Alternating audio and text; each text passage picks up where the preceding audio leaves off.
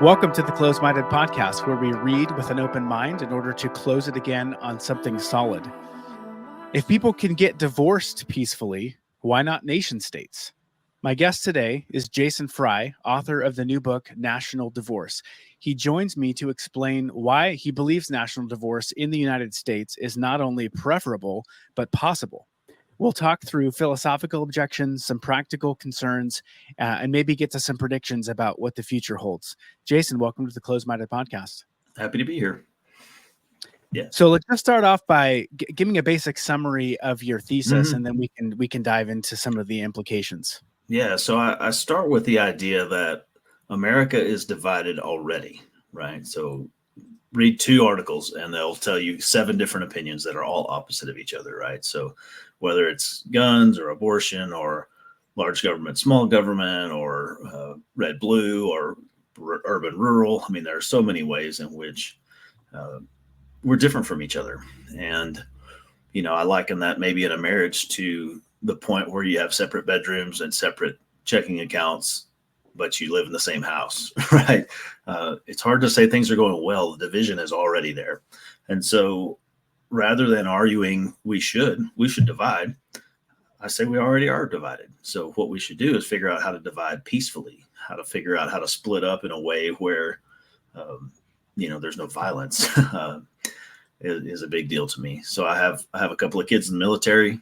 I've said that, if it comes to civil war, it's my children that have to clean it up. I don't want that. Nobody wants that. And so I wanted to get out ahead of any potential disruption with this message of we can come to the table and decide that we don't want to be together. Nobody has to go, it doesn't have to escalate to guns and tanks and stuff. We can just split up. Say, you want the dog, I'll take the cat. Do you want Fort Hood? I'll take NASA, whatever it is, and just negotiate it out. So that's the basic idea.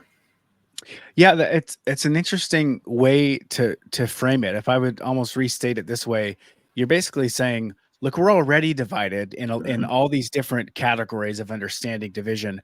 And really what we just need to do is formalize it and really split up the coercive political power. So Correct. We're not divided on the power side. And that's why we have such acrimonious national struggles, is because we have so much power consolidated that because we're held together by force of so many people.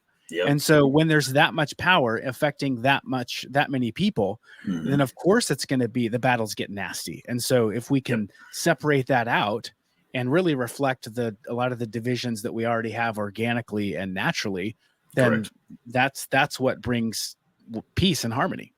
Yeah. I mean, it's kind of counterintuitive that we ought to divide to keep from fighting. But the reason that we are fighting is because we're held under one giant political umbrella by the threat of force, right? Like California and Texas don't get along, but we have to, we must, or else, right? Because we're tied together into this system that doesn't really serve either one of us particularly well, just as an example.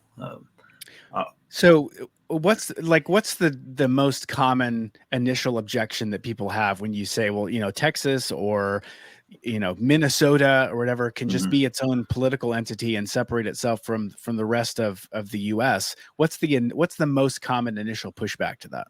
The first thing they always say is that it's unconstitutional. And my answer to that is always, okay, show me where that is in the Constitution. And so you look in the Constitution and you look for secession, and it's not in there. Right. So my take on that is the Constitution says that it is the supreme law of the land, and it has these enumerated powers. And then the 10th Amendment says that everything that's not one of these enumerated powers is left to the states or the people, right? So that's where secession is in the Constitution to me. It's not a specific power of the government, and so it's left to the states, right? It is just not mentioned in there at all. So you can't say it's unconstitutional because it's not in there. In the book, I talk about the idea of a prenuptial agreement, right? So once upon a time, people just got married and divorced and whatever. But then somebody came along and said, well, what if we made a plan, like just in case this goes sideways, on how to split it up? And that's kind of a modern invention. That was how Brexit happened, honestly, is that Great Britain followed the process to break up with the European Union that was in their founding documents. It just so happens that our Constitution is old enough that it was before the invention of prenups, kind of, to use analogy. So there is no prescribed process in our Constitution, which, again, to me is totally irrelevant. It's a power reserved to the states. Just because there's no outlined process doesn't mean you can't do it ever. Right. So when people throw the Constitution back at you, is that typically coming from people that are on the right, that are conservative, or are you getting liberals throwing that back? Because both, mostly liberals, honestly. Which is sort of ironic to me, because because they don't want to follow the Constitution that doesn't care about the Constitution. It's the left. Yep. And then the next thing they do. So if you Google, "Can my state secede?" the first thing you get is no, because of Texas versus White. Okay, so I'll answer that because it's your Constitution question, and it's also your first objections. So Texas versus White was a case in 1869 between the state of Texas between the Reformation government of the state of Texas and some guys that owned some bonds. So it was a case over money. The Texas government had some bonds. They used that money to fight the war. They lost the war, and then the winners wanted the money back. That's what it amounted to. And so the court said the winners get to keep the money. Oh, and by the way, you had no right to leave in the first place. Another fun fact about that is that of that court, there were 7 justices at the time, and 5 of those were appointed by Abraham Lincoln. So what do we have? We have the winners of the war asked the court that they appointed if they could keep the money. So it's no surprise. No surprise. There's no way in that context, historical, political, that they could have said anything different. They can't justify the losers of a war that we just, killed a huge percentage of our population. And so they have to say no. And the piece about secession is in there. It does say that states have no right to secede. But that's in a case about money, right? So it's like this little side comment, this extra remark. Oh, and by the way, you couldn't have left anyway. So you only have to look at the current Supreme Court to understand that just because they said it one time doesn't mean it's the rule forever, right? We just changed Roe versus Wade in the last few years. There are some fun ones too. Buck versus Bell is a fun one. That's the one where the government says that they are authorized to sterilize people with disabilities. Nobody would argue that right now, right? But that's still the precedent, honestly. That has never been overturned. So I put Texas versus White in that category. It's contextualized, where the winners have to say they win. It's old. It's irrelevant. It hasn't been overturned, just like a lot of other things. So that's my answer on that. Doesn't matter. So let's say that I you've convinced me that it would be better in a variety of ways to, reduce the power in Washington for states to take their sovereignty back, et cetera. The thing that I suspect comes to mind immediately is, well, the feds are never going to allow that, and I don't want a nuke dropped on Oklahoma City. So how do you, isn't violence a significant risk here? Maybe.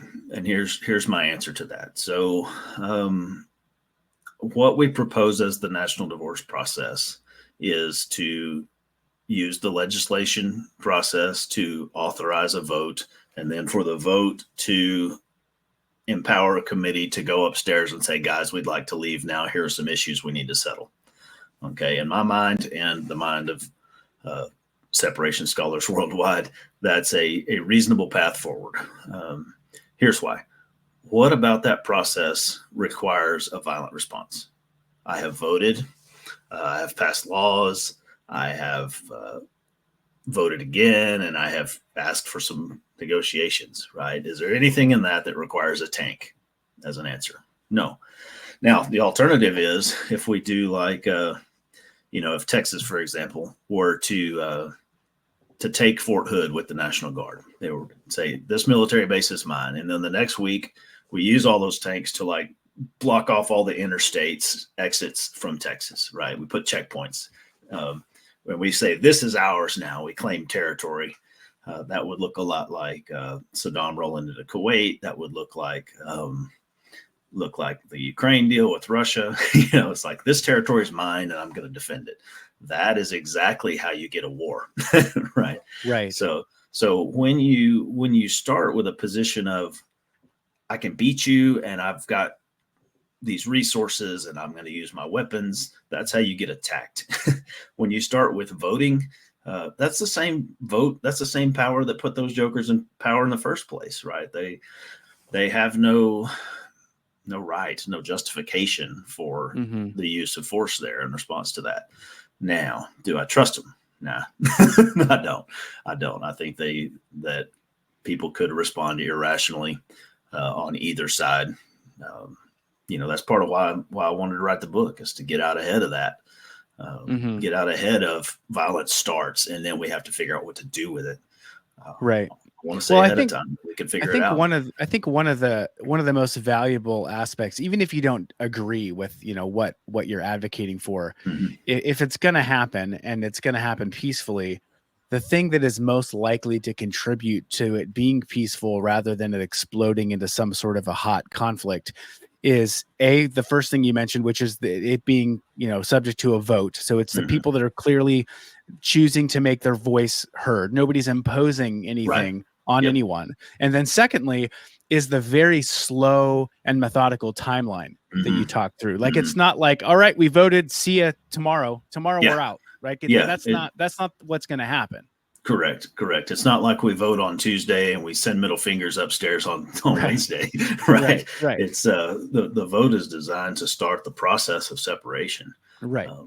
I mean, it's like, I've never been through a divorce, thank God, but it reminds me of the sort of thing where, the spouses just escalate, and all of a sudden, one person's pulled everybody's stuff out into a storage unit and locked it, and it escalates that way, and of course, then that's gonna elicit a response, and there's no possible way for people to sit down rationally and try to hammer out something that's reasonable when you start with acrimony like that from the beginning. So if you can avoid that and give it time, I mean, a lot of this is people just need to come to terms with the framing for it to not feel so revolutionary. I think that's what people respond to, is it feels like revolution, and they're like, whoa, I don't want that. No. And so that's another reason I like divorce as a metaphor, right? So we understand what that means to dissolve a union that we got into. But there's no expectation that you should then kill your spouse. Right? There's no expectation that I must now use force against this one. No, that's the opposite of true, right? If you break the law in terms of the use of force, it doesn't matter if you're getting divorced or not. You're breaking the rules by doing that. And that's true in this scenario too. Like, if we vote and they respond with tanks, they're breaking the rules of the game. Like, they're stepping outside of the boundaries of how separation is supposed to work. The divorce framing is helpful in some ways, but I think what even it can be more helpful is the sending a child off to college analogy. This is somebody who's going to leave my household. They're going to become independent. I don't want them to become my enemy, even though they're not relying on me anymore for these things. That some of the ties between us are either severing or weakening, but we can still be at peace together. Yeah. Like, when I have two kids that have gone off now. One's in military college and one's in the military proper.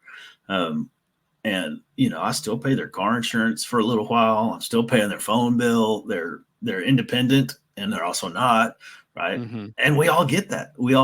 Like, if you send a kid to regular college, or they decide, I'm 18, I'm moving out, right?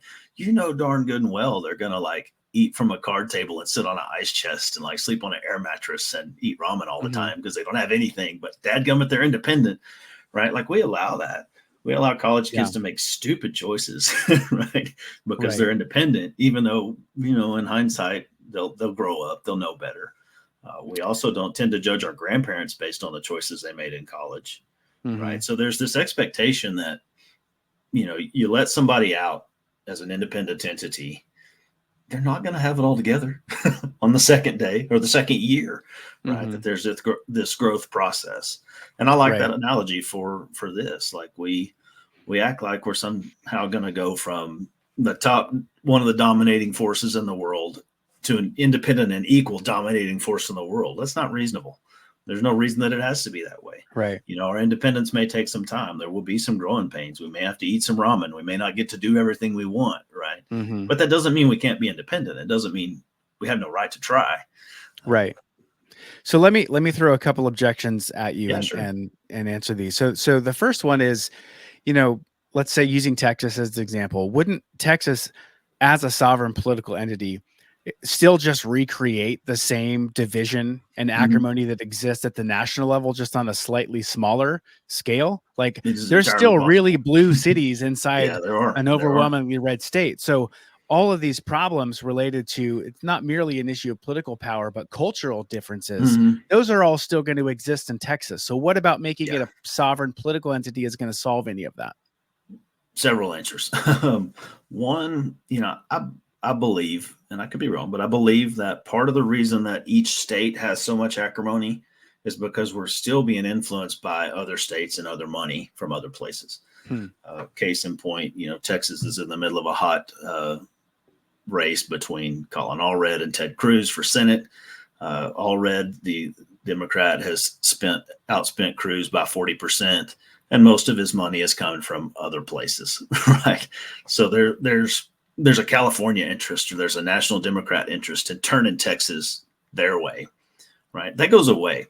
We don't accept money from Russia. We don't accept money from Canada for our local races. So if Texas didn't accept money from Washington, D.C. or California, you lose a little bit of that. You lose a little bit of the pull from the extremes.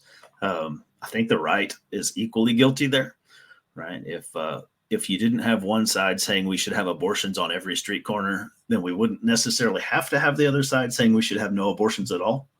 That the fact that one extreme exists kind of pushes the other one to be extreme as well. So that's one answer. Another answer would be closeness, right? So I got within 18 yards of Ted Cruz the other day at a rally. That just happened to be what it was. But I cannot talk to that guy, right? Right. If I wanted to talk to my representative, I have to go through 72 minions and be very persistent, and maybe I can get 5 minutes. Like I can't talk to that guy.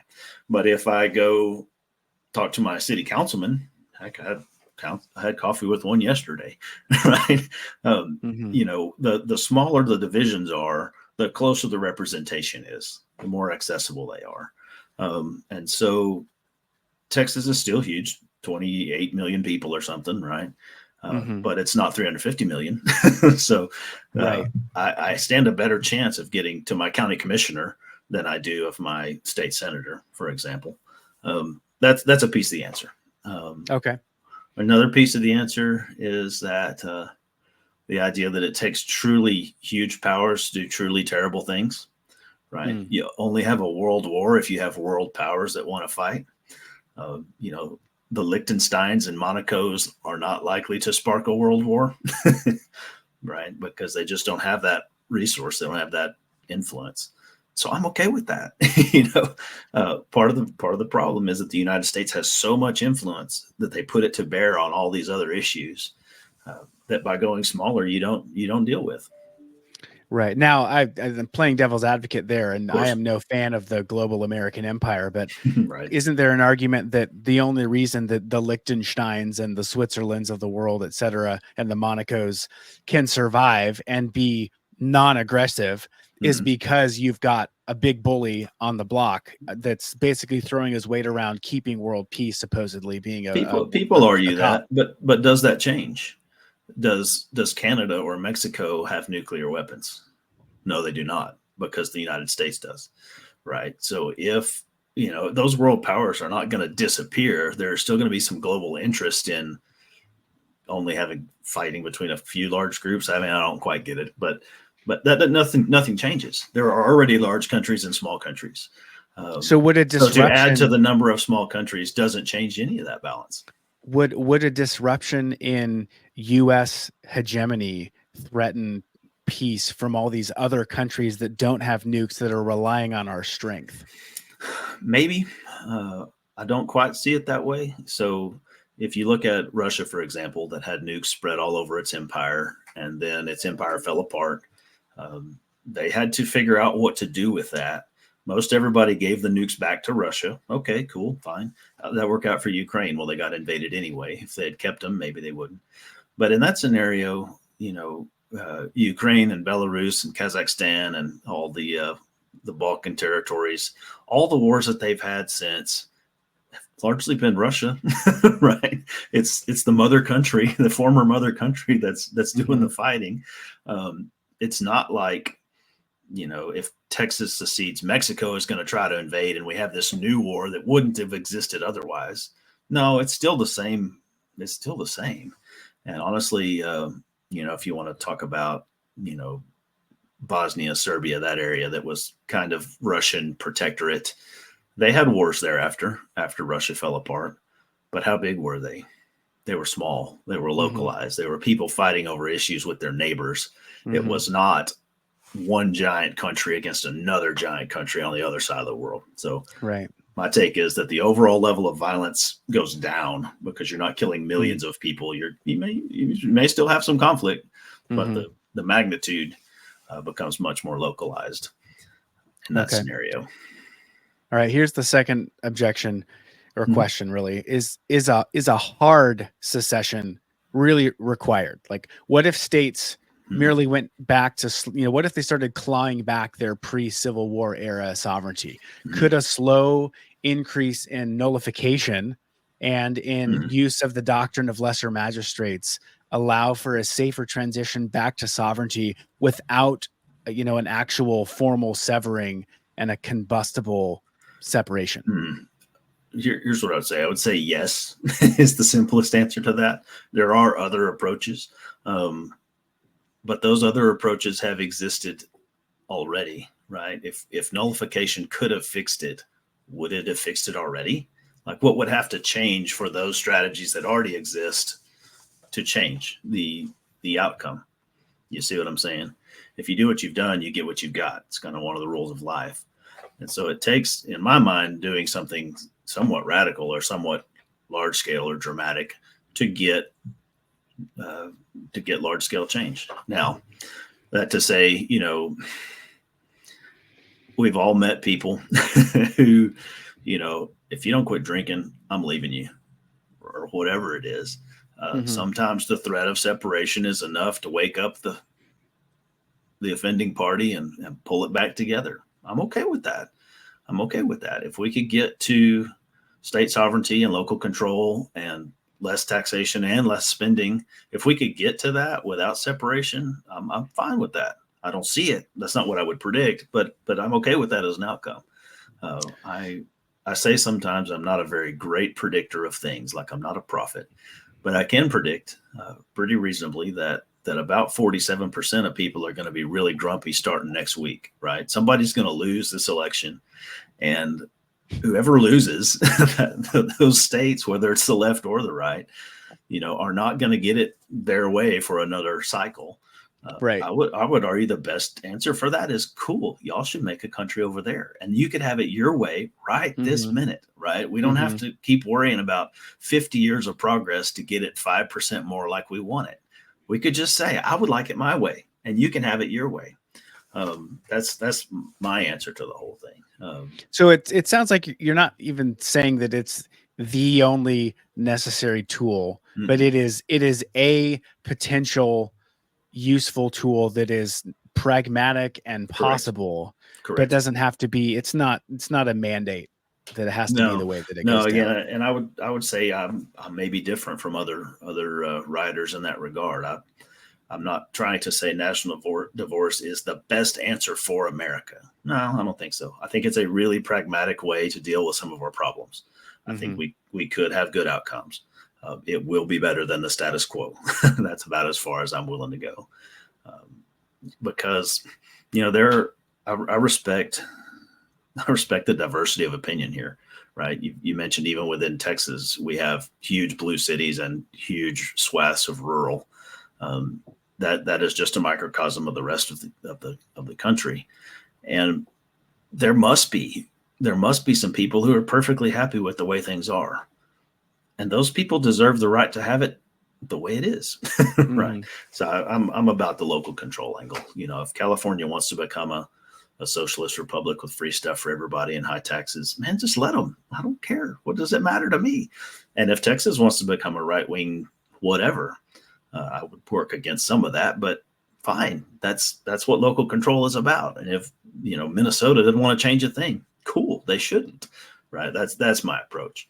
Is that we should be able to have a government that suits us. It's kind of a fundamental human right, that our government serves us well. Yeah, I think one of the most helpful ways to frame it up to somebody who is bristling at this idea would be that, look, from the start, like the American states they considered themselves to be sovereign political entities. Mm-hmm. And really what they did was they carved off a little bit of their power and delegated it to the central government, but they remained sovereign political entities. Now, with inertia and encroachment, that changed over time, and the Civil War really solidified that, where it kind of flipped the whole popular understanding of now people think of the states as almost like department heads under the general manager, which is the central government, but that's not how it was initially conceived. Yep. And so if you can help people understand that this isn't necessarily a radical idea, that it's a return to the original idea. Right. And the only reason that it's not that way still is the application of force, right? They said, we would rather kill you than let you have it your way. Right. Like that can't be the good answer. That can't be the final answer if humanity is the big guy always wins. That's no good. Right.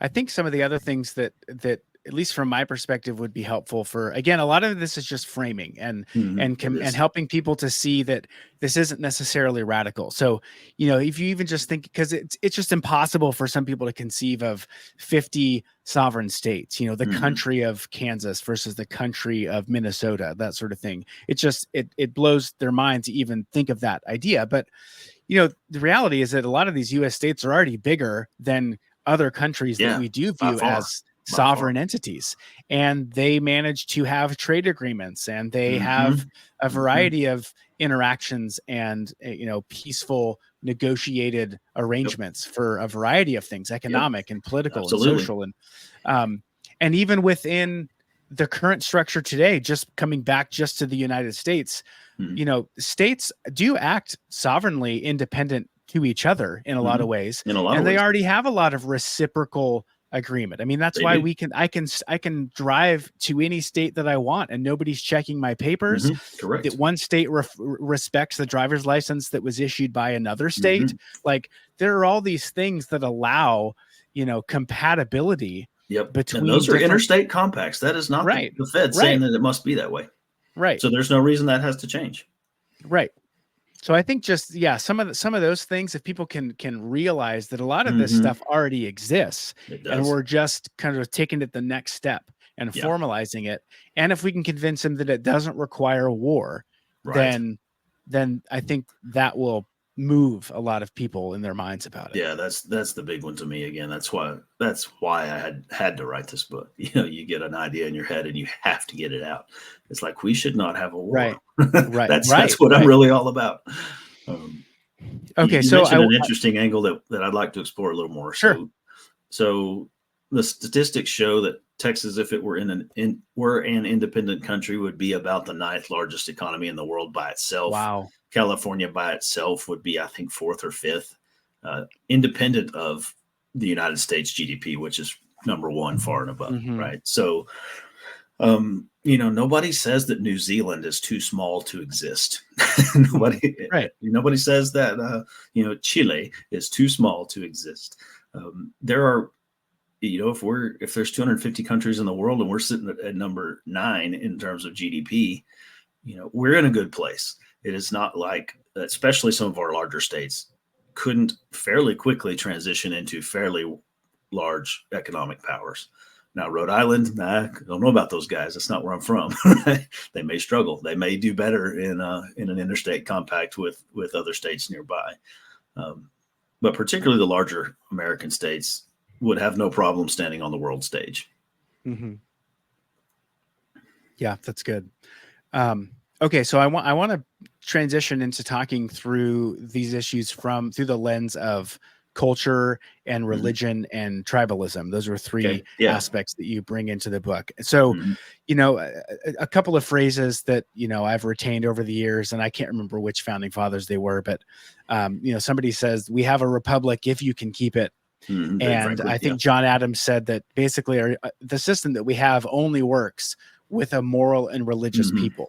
So even if we resolve this issue of, the power differential and the power relationship between federal and state governments, we are still left with a culture that is extremely divided, religiously, Mhm. culturally, tribalistically. And so I guess my first question is, like, in your mind, what are like the baseline principles of government or morality that are necessary to be held in common by a people group in order to Mhm. formalize a government? I haven't tried to answer that question that way. My very basic answer would be a commitment to not use force against each other. That's about it. And here's why I say that. So, there are countries in Africa that, practice, female genital modification as a cultural deal. There are, certain religious practices that do that even today for the guys. And that's allowed to exist. There are countries in the world where homosexuality is outlawed and punishable. And while I don't think anybody, most of us wouldn't argue for that here, we don't say that country has no right to do it that way, right? And we don't go blow them up for it. We might still call it human rights abuse, but we don't go over there. I mean, I don't know that that's true. I can't remember which country in Africa it was that criminalized homosexuality. And again, I'm not commenting on that law specifically, but a lot of people in the West went nuts over it and really wanted to retaliate. Like, it wasn't a matter of, well, this society is allowed to set its own rules based upon its moral understanding. So yeah, and they're not us, so we're going to leave them alone. It was like, no, we almost need to come in here and force them to adhere to these progressive values of human there sexuality. were calls for that, but did it happen? Did it happen? We didn't go to war with that country to enforce it. We honestly didn't even do economic sanctions over that. We threatened, we fussed. But at the end of the day, those countries are allowed to exist. So again, my answer to your question would be a commitment to not use force against people we disagree with is about all that's required. I try really hard to relate to people on their own terms, right? At face value. So, when I approach a stranger, I don't ask them, what race are you and who do you like to sleep with? Right? No, I just say, hey, how's it going today? What do you need? What can I help you with? What can you help me with? The things that divide us are only the leading points for people that want to be divisive. And so again, I'm content to let folks be all kinds of things, right? That's part of autonomy. That's part of free will. Right. But the reality is that while you have that principle, there are many people, there are many that don't. Many that don't. And so what happens when the many that don't acquire political power? You have to get away from those guys. You have to not be a part of that union, is my take. I think both sides are fairly guilty of that. Abortion is a good issue for the right in that regard. So we believe that this is murder. Murder's bad. And so we're going to use the power of government to make it our way. Okay. Make it match our preferences. The left is that way on, transgender issues, for example. We believe that people have the right to choose their gender. And so we're going to use the power of law to enforce that belief on the whole country. The issue to me isn't who's right or wrong. I don't care. The issue to me is co-opting the power of government to make it your way for everybody. That's where the problem comes in.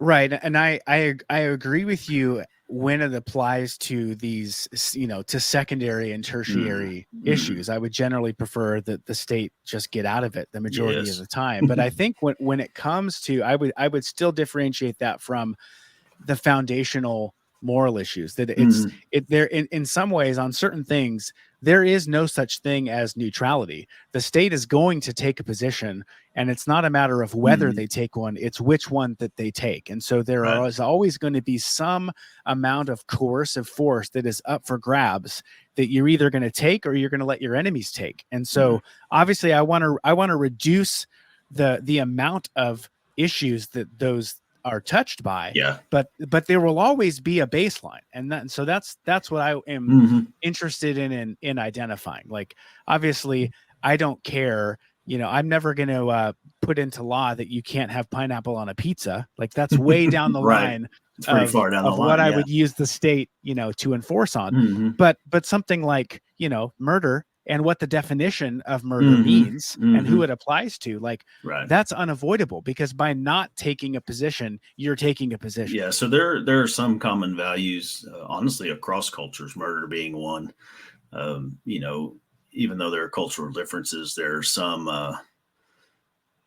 property rights issues, right? What's mine is mine and what's yours is yours, and I shouldn't take your stuff, right? That's kind of universal to all cultures in some ways. I'll say, so there will be some common core. What I propose, I said in the book that I think that some of the leaving states will be more American than America, right?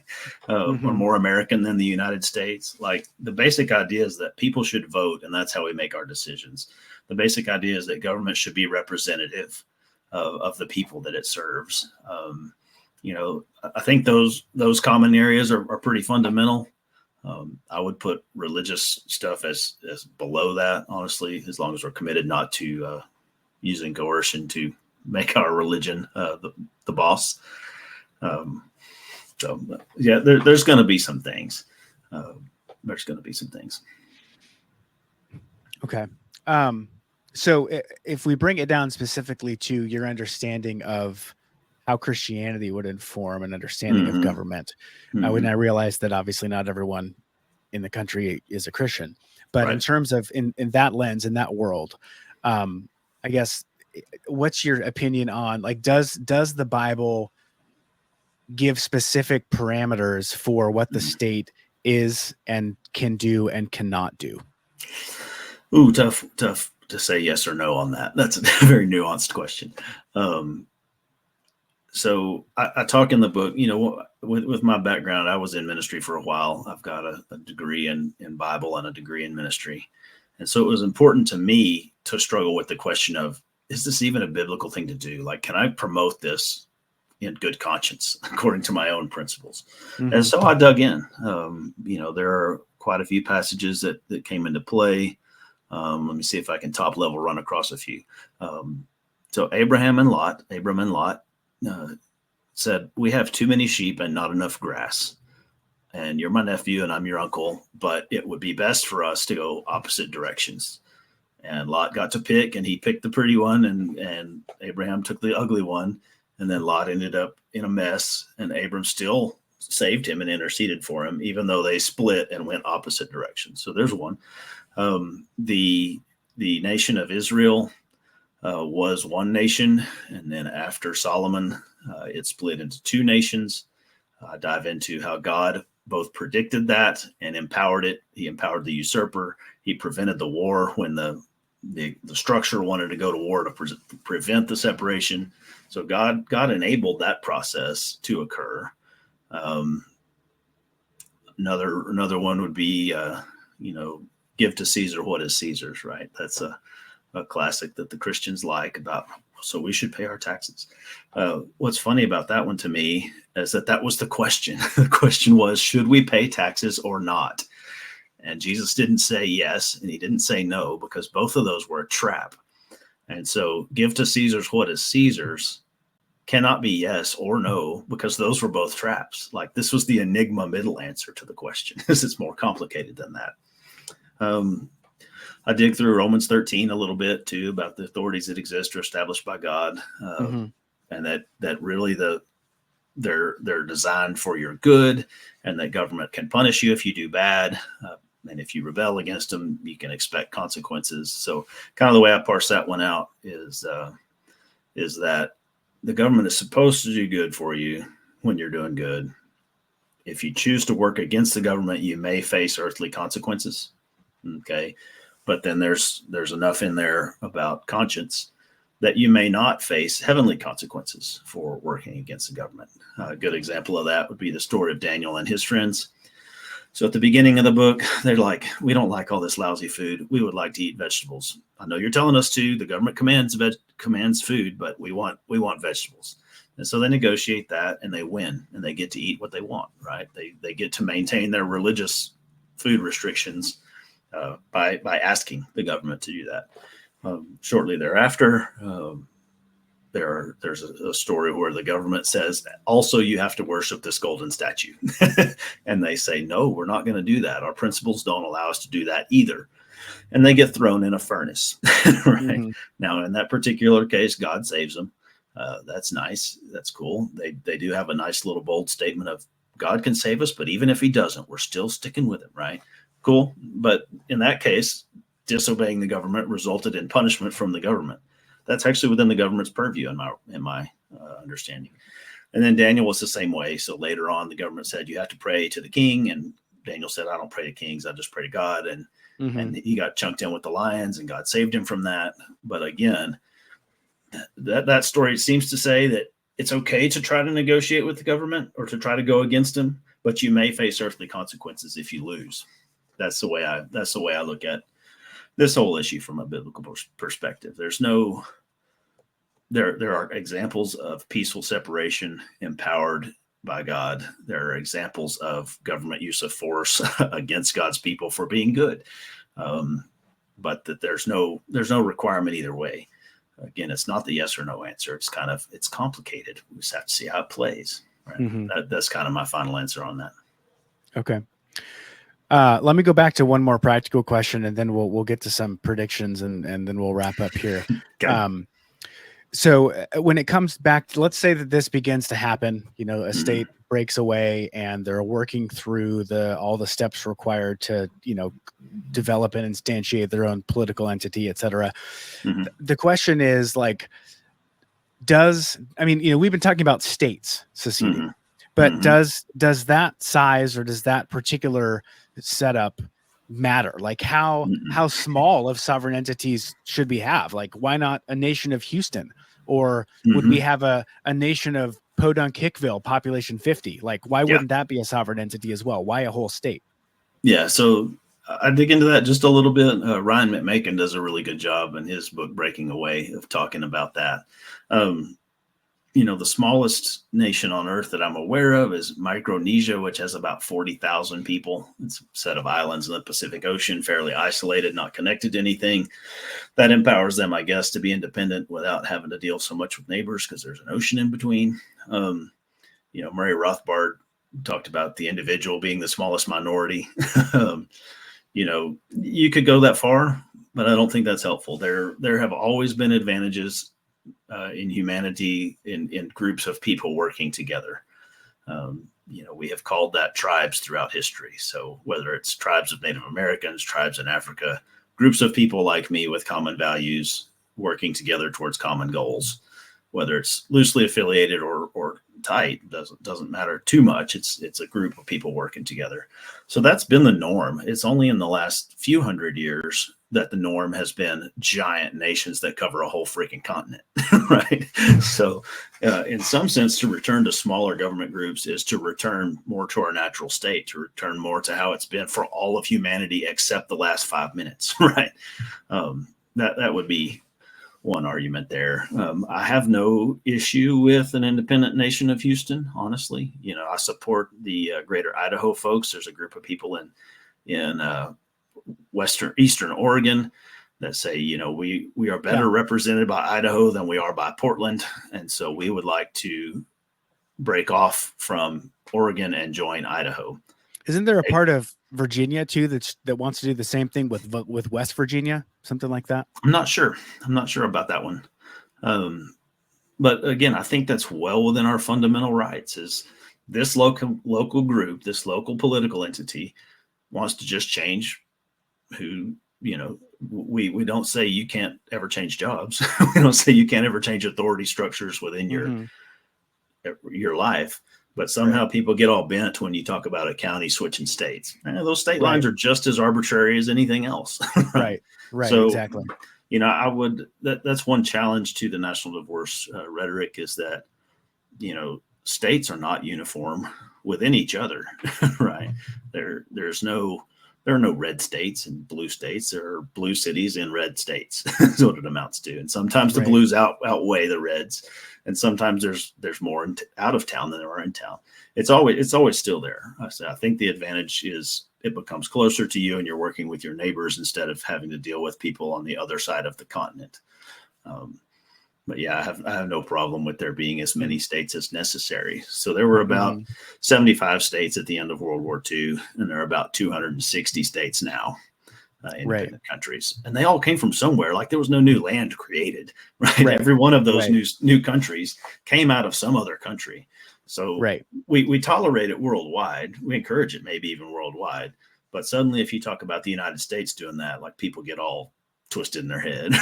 Right. The number 50 didn't come down from Mount Sinai on tablets. Like, it's not, that doesn't have to be set in stone. And if it did, we joke about it, some of us that are working towards this. So just let New Hampshire and Texas go, and then you can make DC and Puerto Rico a state, and you don't even have to change the flag. I don't care. I just want to be left alone. Right. 50 is not a magic number. All right, let's get some predictions. What do you think is going to happen in next week with the election? I don't know. I have low trust. Okay, so from what I can tell, looking around, it seems like Trump might win.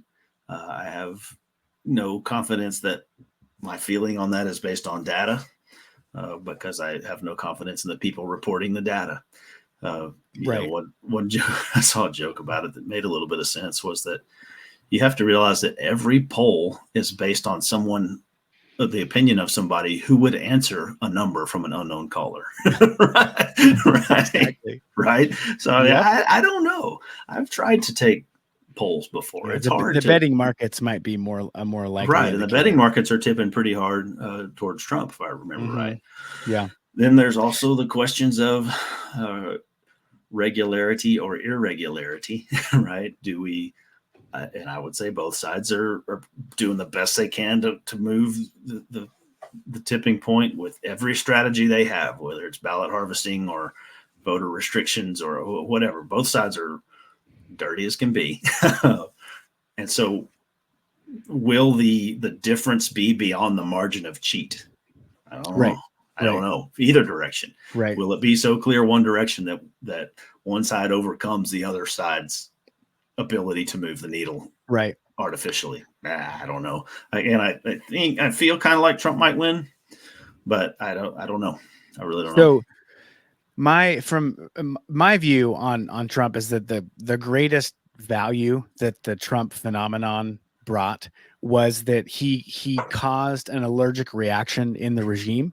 And so, setting aside whatever you view about him personally or his policies or, whether he's actually principled or anything like that, setting aside all of that stuff, the reality is that he forced the regime to reveal themselves in ways that a lot of people had no idea that he pulled back the curtain on the way power operates globally to a degree. Yes. And so it'd be interesting to, that's kind of where I'm thinking is, if Trump loses, is that more likely to make, so it would basically allow another 4 years of the regime just continuing to beclown itself and destroy its own credibility. So if, does a Trump victory make national divorce more or less likely in the short term, do you think? My usual answer to that is that find me a candidate that will reduce the size of government and reduce spending and reduce the administrative state and reduce the government meddling in social issues, right? Guess what? That candidate is not on the ballot, right? So Trump, sure, we got all the fun with Elon Musk and his cut 80%. Okay, But realistically, what's Trump's capability there? 5%, 3%? Like he already had 4 years, he didn't shrink the government. He already had 4 years, he didn't decrease the debt, right? So what are the odds that one guy or girl can change the trajectory of the whole United States? I think very, very limited. Personally, I think a Trump presidency would make the process maybe go cleaner. I mean, he does have a book called The Art of the Deal. Can we negotiate this? Right. I think I would like to see the left initiate some of that. California had a Cal exit movement when Trump was elected the first time. I would love to see that because they have the same fundamental right as I do, right, to live under a government that serves them. Harris, on the other hand, I trust her less, which is weird because Trump is so erratic and unpredictable and not trustworthy. But I trust Harris' politics less in terms of will she play nice? I don't think so. I think she's made her living of enforcing technicalities on people as a district attorney. And so I don't have too much confidence that she's not going to try to enforce ridiculous stuff if states try to leave. I used the analogy the other day that it's like we're all on a bus and we're fighting over whether the bus driver is going to have a red jersey or a blue jersey. But the bus is headed straight off a cliff. And who cares who's driving? It doesn't change any of these divisive issues. It may change how we feel about them on a year by year basis. But well, I think it doesn't change the direction of the bus. It changes the speed of the bus. Yeah. And so that's one of the things, again, setting aside whatever actual policies Trump would or would not succeed at imposing. I think one of the things that I am, and this is why I'm optimistic either way, because I'm optimistic that if Trump gets in, he will be more successful this time than he was the first time around. But I'm also not, I'm also not about to pass out at the idea of Kamala winning, because I think that she will be so bad that it will wake people up faster to the reality of the necessity of national divorce. That's the value that she brings as well. That neither one of them, you said that Trump will enforce policies. That's exactly right. Trump is going to govern by executive order, and the Supreme Court is going to do Supreme Court-y stuff, and Congress is never going to pass anything, and all the dysfunction is still going to be there. Right. But his policies may be a little better. I think whether Trump or Harris wins is really going to affect the answer to my second question, which is which is more likely to secede, Texas or California? And I think that, if Trump wins, it's more likely that California is going to be like, screw it, I'm out of here. So. Yeah, and it'll be the opposite if Kamala wins. That might push Texas possibility. So a good mentor one time told me that the pioneers get the arrows, right? There's some advantage to be in the first one there. There's some advantage to be in the second or third one there, right? So, I think, I would love to see California. I would love to see every state decide on their own. I would say Texas is ahead in terms of infrastructure of that process. So we have had a bill filed the last 2 legislative sessions that outlines exactly the process I've said. So let's authorize a vote. The vote authorizes a committee to go negotiate. So we've had 2 sessions in the legislature where we've already filed the bill. New Hampshire has had a bill filed a couple of times. So we're ahead in that regard. Well, Texas is certainly more economically healthy than California. That's for sure. Yeah. But they would say they like their way better. So I'll let them have it. Yeah, exactly. Let them have it. California has a different process. They actually, my understanding is that if you get enough signatures, you can force an issue onto the ballot, right? So Texas doesn't have that. There is no way to have an independence vote by the will of the people other than through the existing legislative process. Right. California does have a referendum process. So in theory, enough Californians could get together and force it on the ballot, and then they could vote and be out on Tuesday, right? They have that. Well, of course, they tried that with the marriage amendment and what is it, 15 years ago, and they just they don't always stuff don't always win, but they could. Again, the processes are different because it's a matter of state sovereignty. Yeah. So. All right. Well, this has been really fun, Jason. Tell me where people can find your book, and if they want to follow you online, where should they go? Yeah. So I am on X at Jason K. Fry. I My book is available at national-divorce.com. That hyphen is important, national-divorce.com. It is also on Amazon. If you think Jeff Bezos needs a new yacht more than my kids need new shoes, but buy them from me, I'll send them to you autographed, national-divorce.com. Great, thanks. I think I'll end with probably my favorite quote from your book, and then we can get out of here. But you said, "The breakup is inevitable, but the chaos is not. We must prepare for peace." Absolutely. So I thank you for coming on. Yeah, glad to be here.